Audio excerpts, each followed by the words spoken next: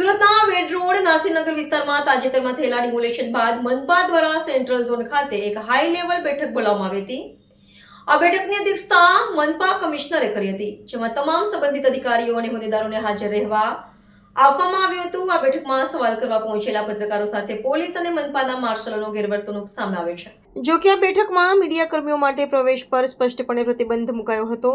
માહિતી મેળવવા માટે પહોંચેલા પત્રકારોને પ્રવેશ ન આપતા મનપાના માર્શલ અને પોલીસ કર્મચારીઓ દ્વારા મીડિયા કર્મીઓ સાથે ગેરવર્તણૂક કરવામાં આવ્યાનો આરોપ છે।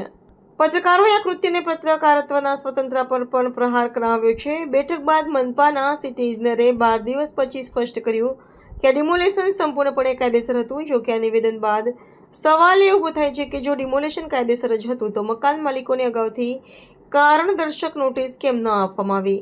આ ઉપરાંત ભૂતિયા ડિમોલેશનના મામલે અધિકારીઓ મીડિયા અને તપાસથી દૂર ભાગી રહ્યા હોવાના પણ આરોપ ઉઠાવવામાં આવી રહ્યા છે। વિપક્ષ અને સ્થાનિક રહીશોએ મનપાની આ કાર્યવાહીની સ્પષ્ટતા માંગી છે, જ્યારે મીડિયા સંગઠનોએ પત્રકારો સાથે કરવામાં આવેલા ગેરવર્તણૂકની તપાસની માંગ કરી છે। હજુ સુધી મનપા દ્વારા નોટિસ ન મળવા અંગે કોઈ સત્તાવાર જવાબ આપવામાં આવ્યો નથી।